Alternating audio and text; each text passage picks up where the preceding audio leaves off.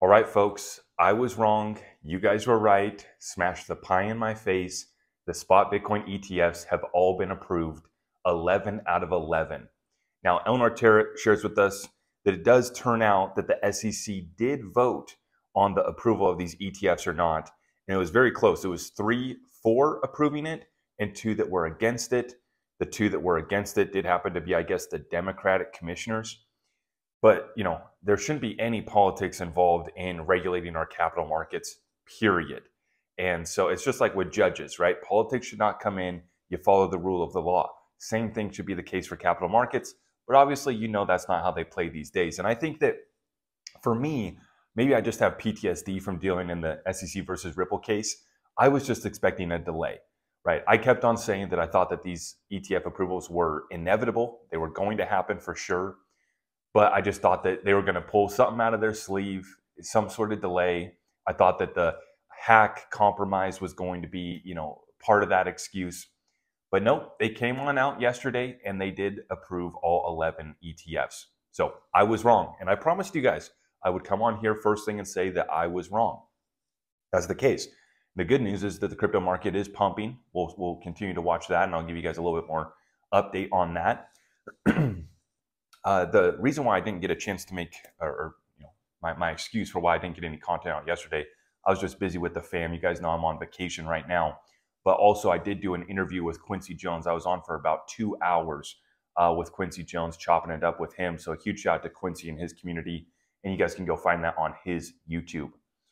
Had a good time with him last night. So now the next deadlines that we get to obsess over is going to be the spot Ethereum ETFs. And of course, we've been talking about the potential for an XRP ETF as well. I believe that there's a better chance of getting an XRP ETF through than there is an Ethereum one, because we know that XRP in and of itself is not a security. We understand all the facts and circumstances around it. It's very transparent. Then when you look at Ethereum, that's a different story. But May 23rd is the final deadline that's coming up for the Van Eck and for the ARC 21. So there's already 7 spot ETH ETFs that are already filed. And the next deadline's coming in May. There's 3 of them in May, 1 in June, 1 in July, and 2 in August. So we're still a ways out from this, potentially getting approved. But obviously, all eyes are going to be on Ethereum next. And I think that the spotlight's turning on XRP as well. Yesterday, we did see that Bloomberg mentions once again another Ripple ETF. So they still can't get the terminology right, just like 6-7 years ago during the 2017 bull run when they first started to talk about XRP. It was all called Ripple, right? Same thing's going on here as we are now into 2024, believe it or not, and they still can't even get the terminology right, Ripple versus XRP. Now, of course, this was hilarious. I found this hilarious, actually. It's ridiculous, but this is what I expect from Gary Gensler. He did come in and he issued a statement, and he gives this low-key diss on Bitcoin and the entire cryptocurrency space. But I did want to read off the comment here from Brad Garlinghouse, CEO of Ripple. He says, "The significance of this moment cannot be overstated. Congrats to all who have worked to get Bitcoin spot ETFs approved. Today's news is further legitimatization of crypto as an asset class.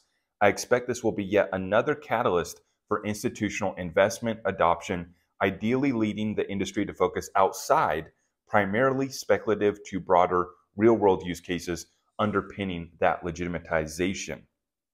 Now, this is Gary Gensler coping, though, in his response. He says, while in contrast, Bitcoin is primarily a speculative, volatile asset that's also used for illicit activity, including ransomware, money laundering, sanction evasion, and terrorist financing. So in the approval, they couldn't let it pass without getting in that low-key diss from Gary Gensler. And then at the end, he does say this: while we approve the listing and trading of certain spot Bitcoin ETP shares today, which I don't get why he has to call it ETP. It's like he has to be different, right? He has to make a statement. He has to be different. So he calls them ETPs, exchange-traded products. Exchange-traded funds, exchange-traded products, it's really the same thing. We did not, he says, while we approved the listing and trading of certain spot Bitcoin ETP shares today, we did not approve or endorse Bitcoin. So just to be clear, They are not endorsing Bitcoin, not financial advice from Gary Gensler. Investors should remain cautious about the myriad risks associated with Bitcoin and products whose value is tied to crypto. So had to get that one in there. Couldn't let us have our moment without coming and pushing back. Now, what an exciting 24, 48 hours, really 48 hours that we've gone through. I mean, the last couple of months, this run-up's been very exciting, but the final climax here, the last 48 hours with the SEC account getting compromised, Bitcoin spikes, everybody goes crazy, then they retract it, say that it's not real. Now here we are, it gets approved, and Bitcoin didn't even pump higher than what it did off the fake news. And what happened, guys, to explain this for everyone, is the liquidations came in, and it basically liquidated all the leverage going both ways. Folks that were going long, folks that were going short. It liquidated all that out.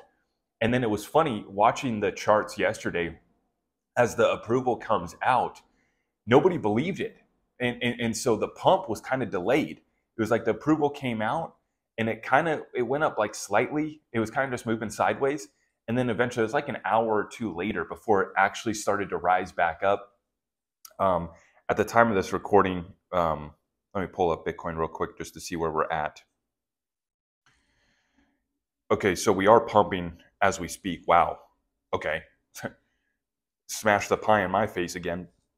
We are pumping as we speak. This happened just within the last hour. We went from 47,200 to 49,000. So as I'm recording this, we're going nuts. And wow. Okay, so we just pumped up to 49,000. Here is that moment, that final push.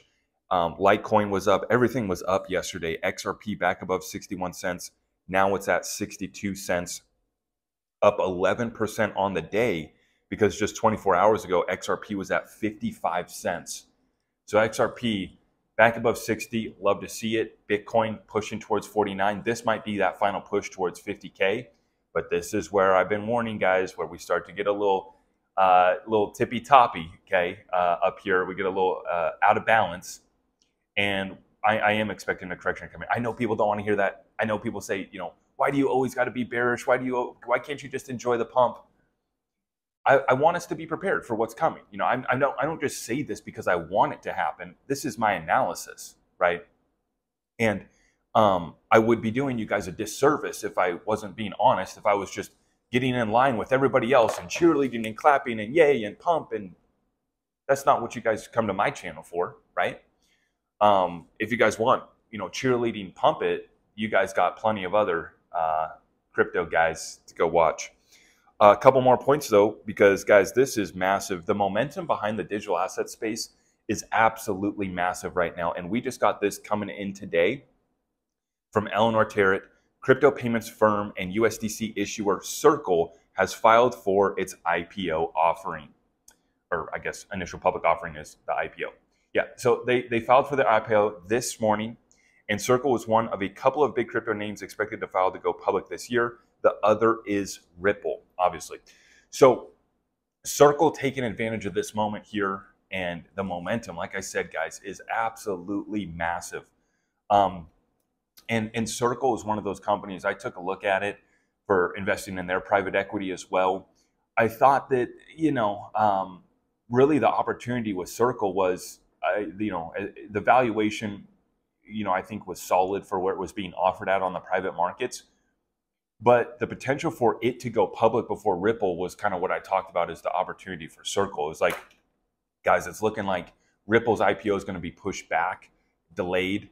But Circle, they've got the all clear. And sure enough, right here at the start of 2024, on the back of the spot Bitcoin ETF approvals, hop on that momentum. And this is going to be one of the biggest IPOs that we've seen in the, fintech digital asset space for sure. And, this is all leading up to what I think is going to be, what comes next. And like I shared with you guys, this is Bloomberg once again mentioning today the Ripple ETF, right? And then they're going to be talking about the Ripple IPO, right? There's just so much momentum behind this space. And, for us, this is an exciting time to be in the space. I know that, many people highlight how I've been kind of bearish on the overall markets and, bearish on kind of cleaning up this space. But these are the real actors. These are the real businesses. These are the real builders that are set to just prosper over the next bull run here that we've now entered, right? And so, hats off to Circle, what they've built over there. What I'm waiting for next is for Circle to actually come to the XRP ledger and issue USDC on the XRP ledger. That's what we need. And I think that it's going to come after we get clawback amendment on the XRPL. The stablecoin issuers need that clawback amendment. They need that function for them to be able to actually provide their services and stuff. So for those of you guys who don't know, USDC Circle's already issued on the Stellar blockchain, and they have an incredible partnership. Stellar's really been pushing their partnership with Circle and USDC. I think the company is set to, they very well could be the, private private digital dollar is what USDC could end up ultimately becoming, right? So very exciting. One final data point before I leave you guys. December CPI inflation rate came in and it has surged to 3.4%, beating expectations of 3.2. So if you were hoping for the Fed to come in and cut, maybe March was when kind of the first rate cuts were maybe expected, ain't happening. And once again, that was part of our analysis that we've been sharing, right? Is that inflation was bottoming out with their CPI lie. It's all manipulated. You guys know that. But it was bottoming out before it was set to take off here. Once again, this data point coming in today confirms that. They had expectations of 3.2%, comes in at 3.4. That is very, very strong for the case that we've been making that, it's going to be higher for longer. We don't see rate cuts coming in until maybe Q2 of this year. And for me, I really don't see rate cuts coming in until they hit us with banking crisis, black swan, some sort of issue. And a fly flying around. But once again, guys, exciting moment in the digital asset space. We can all celebrate this moment, whether you like Bitcoin or not, whether you like Ethereum or not, whether you like the USDC stablecoin or not. This is an exciting moment to see cryptocurrency digital assets being legitimatized. Just like Brad Garlinghouse says, we are early. We got in on this before some of the largest institutions and money managers in the world could get exposure to this. So cheers to that. If you appreciate the updates, please make sure that you like this video, share it out far and wide, drop a comment down below and let me know what you guys think. And everything else can be found at my website, zachrector.com. I will see you guys in the next one. God bless you all.